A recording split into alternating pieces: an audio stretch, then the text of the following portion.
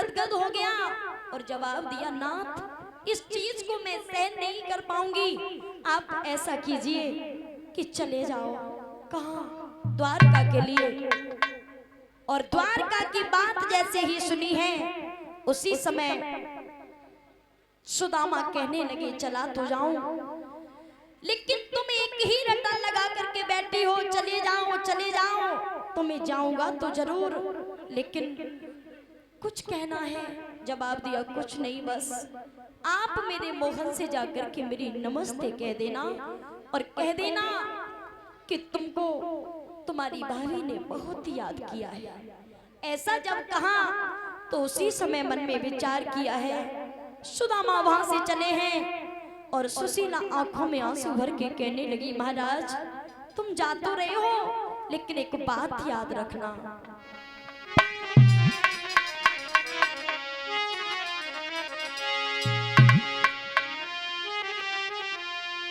कि मेरी मोहन से नमस्ते कहिया, उन संग लेवाइले।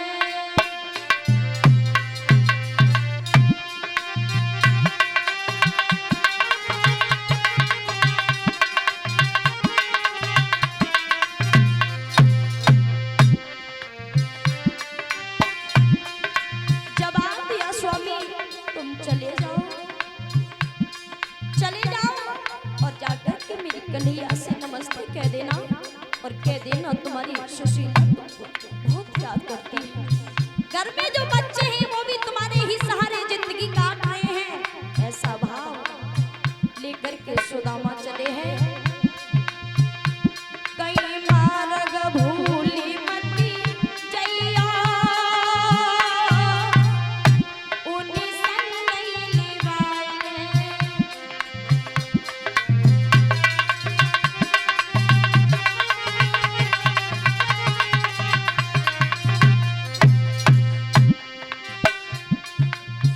आज जैसे इतने शब्दों को सुना है, सुशीला ने इतने शब्द कहे, आगे के लिए सुदामा चले हैं।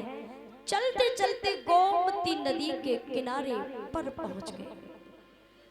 अब तो सुदामा टकटकी लगा करके देख रहे हैं, कोई भी ऐसी नाव नहीं आ रही जो बिन पैसा लेकर के पल्ली पार उतार दे।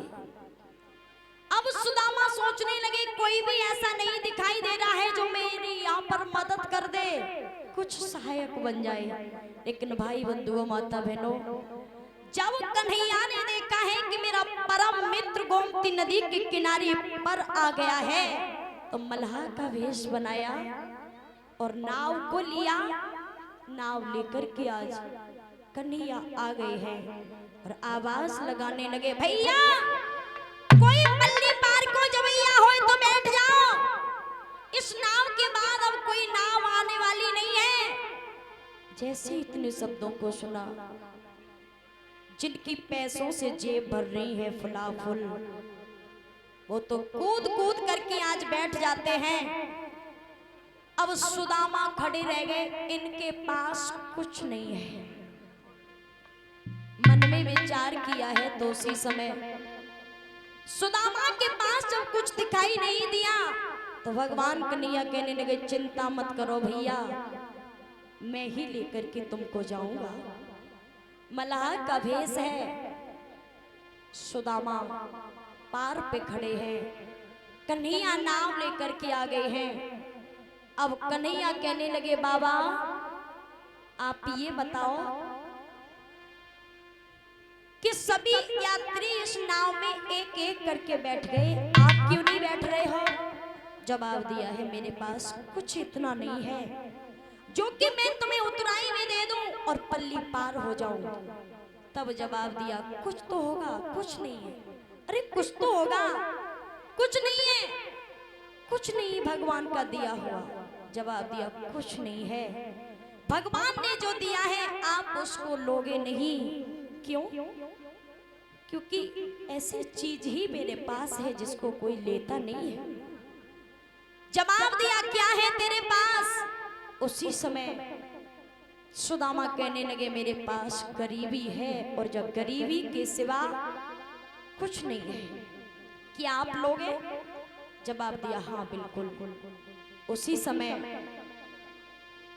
भगवान कन्हैया ने जवाब दिया, चिंता न करो, आज से मैंने आपकी गरीबी को ही ले लिया। बोला आनंद कंद भगवान की।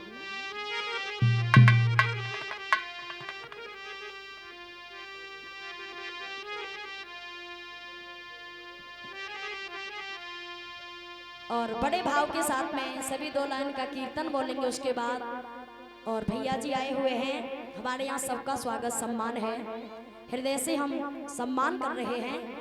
बहुत अच्छा लगा जो व्यास मंच पर भैया विराजमान हैं और आपके बीच में अपने शब्दों को रखेंगे। जरूर थोड़ी देर सभी भक्त मन लगा करके सुने, उसके बाद आगे कथा प्रसंग।